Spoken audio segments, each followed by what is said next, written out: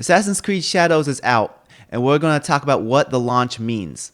Salam, my name is Mustafa. I'm the solo game developer at Suburb Path. I've experience working in the game industry, including at studios such as Treyarch. Right now, I make small indie games on Steam, such as Nexus Defenders, which is my narrative-driven tower defense game, which is currently available. Also, Beware Tomorrow, which is a first-person stealth horror game, which is coming soon to Steam. Links are in the description below. As of this recording, Ubisoft has been reporting that they hit 2 million players. Keep in mind, this is not units sold. For them to mention number of players, that's a manipulative term to make their success seem more inflated than it actually is. Number of players includes people who are playing the game through the Ubisoft Plus subscription, people who share the game such as family sharing on Steam, or if multiple people play on a single console, such as siblings or roommates who all play on the same console. This also includes numbers for people who have purchased the game on Steam and returned it before the 2-hour mark. And also, they've been giving away free keys on social media. There's also a possibility of other methods of them boosting this metric, but the point being,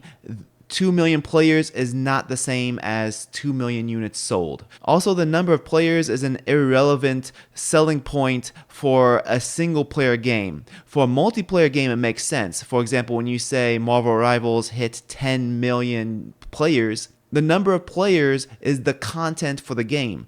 Multiplayer games rely on the number of players, unlike a single player game. So if anything, this is just trying to get people hyped up that a lot of people like the game without really saying if people like it or not. Regardless as to whether this game sells well or not, I really don't care. I have no investment towards this game or Ubisoft. It doesn't affect me at all if this game does sell really well or if it doesn't sell really well. I do notice that there are a lot of people online who are watching close to these numbers as if they're placing bets as to whether the game succeeds or not, and they're laughing in each other's faces as to whether it's actually doing well or not. But for me, my main thing is I don't want to see a corporation fail upwards. I don't want to see them succeed for giving us bad products. But at the same time, I don't like seeing thousands of people get laid off. Game developers are not a monolith. They don't all think the same. They don't all agree with what the corporations are doing. There are lots and lots of game developers who have their job because they want to genuinely make games, and they're silent about it because they don't want to lose their job. I've experienced a layoff myself. I know how it feels. So this is why I don't celebrate when there are mass layoffs. That doesn't mean I'm encouraging people to buy the game to prevent the layoff either. It's the corporation's responsibility to make sure that their employees don't get laid off. Regardless as to whether this game is actually selling well or not, when we look at the reviews, even the perfect scores, the 10 out of 10s, even those reviews are stating that the game has bugs and imperfections. I've gone through many reviews of the game because I don't plan on supporting the game at all. I don't have time to play the game, especially just for a video. But it's very clear that it's not a high quality quadruple A game that it's trying to be. I will give Assassin's Creed Shadow credit where credit's due. Across the board, everyone's agreeing that graphically it's amazing, especially the environments. From the reviews I've gone through, gameplay-wise, the stealth is as best as it's been. Also, the world is large and full of life. They didn't make a large, empty world. But now let's talk about the bad. Most of us have seen already how buggy the game is. There's lots of clips online showing all sorts of crazy bugs. It's basically comparable to Star Wars Outlaws as to how buggy this game is. Many of us have also seen the clips of the really bad voice acting and dialogue. It's to the point where many people are recommending to play the game in Japanese, although it's clear that the game wasn't intended to be played in Japanese because if you switch it over to Japanese audio, the lip syncing does not match up with the new audio. It still matches up with the English dialogue. And through all of the reviews I've looked at, I have noticed that many of them did not even mention the microtransactions. There's the counter argument that, oh, you can always ignore microtransactions in a single player game. But microtransactions, whether you pay for them or you ignore them, they affect the game design of the game, regardless. For example, having artificial progression barriers such as pay to progress gameplay, like stat boosted gear that is in the game. Also having compulsion loops for grinding. These type of designs influence the game design for paying to skip mechanics. These microtransactions influence on the game economy for unlocking gear. So when microtransactions influence the game economy for unlocking gear or cosmetics, it does influence the game design. You're ending up with a game that requires you to burn more of your time doing redundant things just to get to the good stuff. And unanimously throughout all the reviews I've seen, despite the stealth mechanics being good, the combat at best is serviceable. And since we're talking about the combat, and that's primarily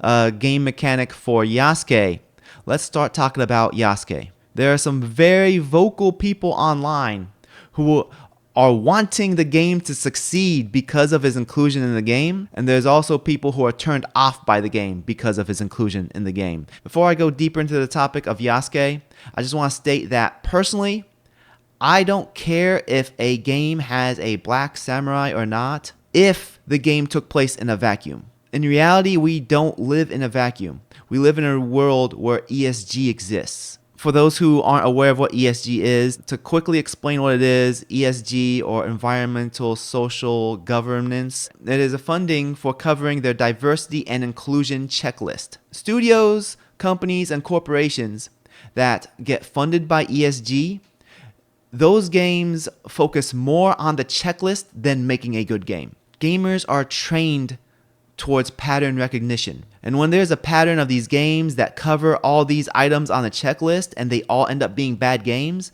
then gamers will notice these patterns. So just seeing one of these things that usually is on the checklist ends up being a red flag, that there's going to be more of these red flags in the game, resulting to it being a bad game. So this is why it's been a problem, because of the fact that the inclusion of Yasuke, an African samurai, in a game that takes place in Japan just shows as a red flag that there's going to be a laundry list of other problems in the game. It's not that he is the problem. It is that he is one of many red flags that's indicating that the game is going to be littered with more problems. The argument about it being historically accurate stems from the fact that Ubisoft themselves are the ones who've been saying that this game is going to be historically accurate and respectful to the Japanese culture. There's been many breakdowns online showing that the game does not have respect towards Japanese culture. It has Chinese influenced designs, from the architecture to the dragons to the paintings on the wall. It's clearly not an authentic Japanese inspired game, despite them having consultants to help them make it more Japanese. On top of that, within their interviews for this game, they mentioned that Yasuke is a historic samurai. Here's the thing about the real Yasuke. Yes, he was a real person. Yes, he existed in Japan. But we have very limited information. From what I understand, it's like 2 paragraphs or something on him. There was so little information on him that he was basically a nobody. There was just enough information to show that he existed. And they likely only recorded this information because he was so different from everyone else. Ubisoft hired a consultant who took these 2 paragraphs and wrote an entire book on Yasuke. This guy is a literal grifter. He took 2 paragraphs of information and wrote an entire book. And this is the guy who they paid to consult them on Yasuke. So what we know about Yasuke is, at best, he was an African that was in Japan for about a couple of years or so, maybe even less. He was very big and strong, and Nobunaga really admired him. That's what we know about him at best. At worst, on the other hand, Nobunaga saw him as a freak show and paraded him around just so people can laugh at him. Which of those are true? Maybe it's a little bit of a mix of both.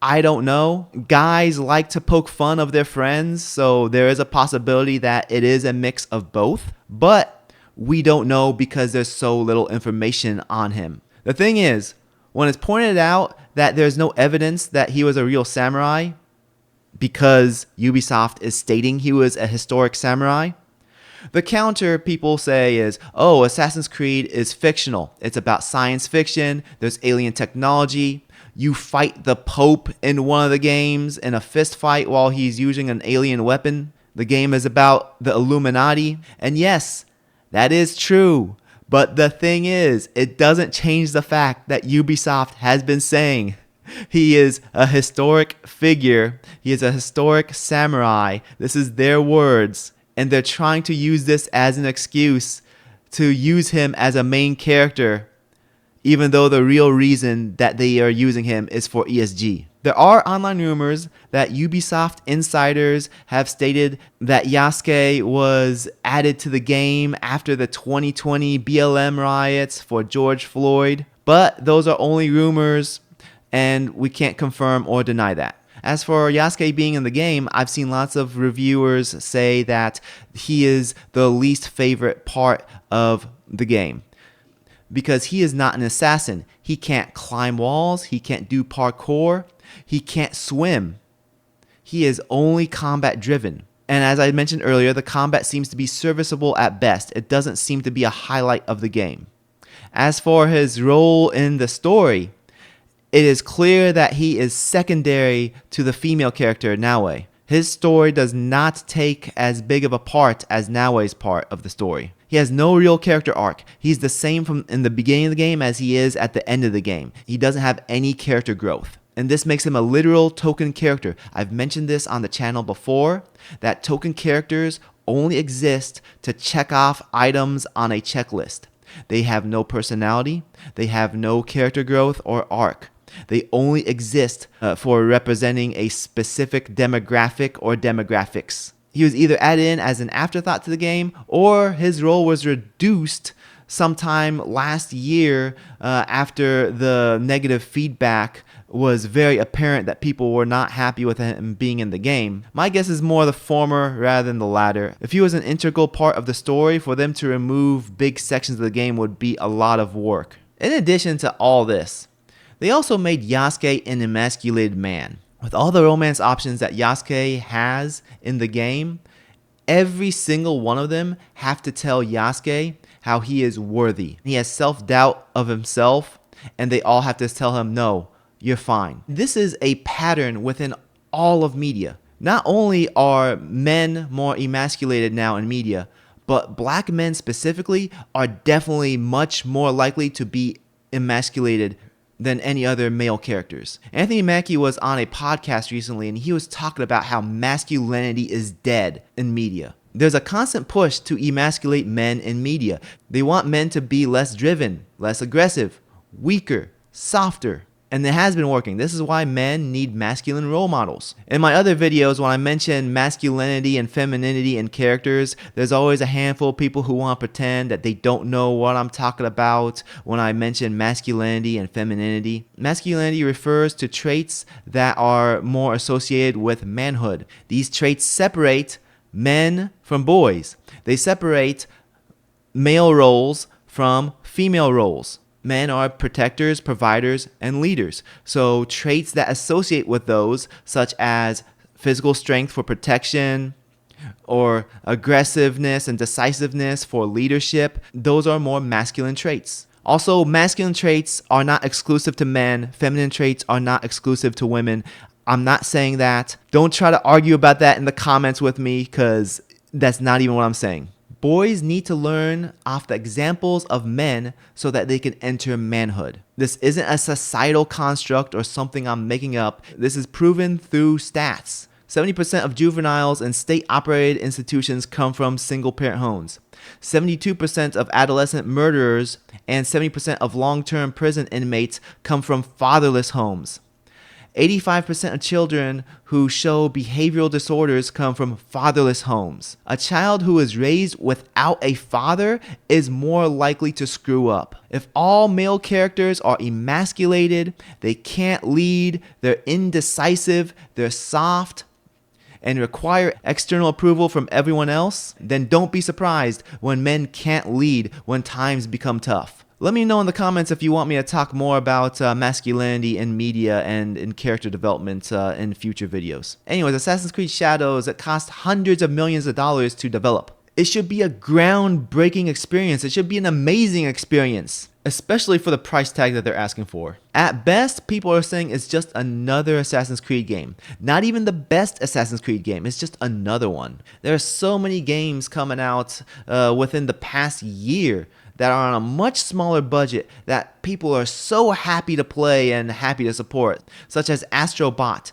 Split Fiction, Metaphor Refantasio. And this is why people are saying that there's a game industry crash, because they're looking at the AAA games and seeing the mediocre products that they're putting out. Mediocre at best. Many times they're bad products. And when it comes to Ubisoft's financial situation, they're going to have layoffs regardless of how well this game is going to sell. Even if this is their best-selling game of all time, it's not going to save Ubisoft. They've been going downhill for a long time, and it's not going to be one game that's going to save them. Their studios are far too large. Larger studios lead to worse development. I made another video about that recently. I'm going to add a link to it. And even if the game somehow financially saves them, they still need to restructure for more manageable development, meaning smaller studios. So I don't know what's going on behind the scenes with Ubisoft, but I'm very certain that layoffs are likely to happen.